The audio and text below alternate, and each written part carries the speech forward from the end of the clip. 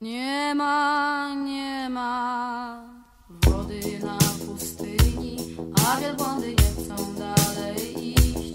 Czołgać się dłużej nie mam siły, o jak bardzo, bardzo chcę się pić.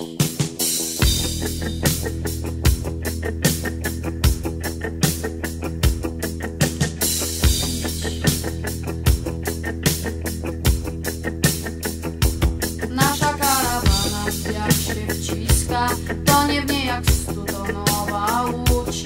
Nasz kapelusz patrzy na nas z bliska, brudne włosy stoją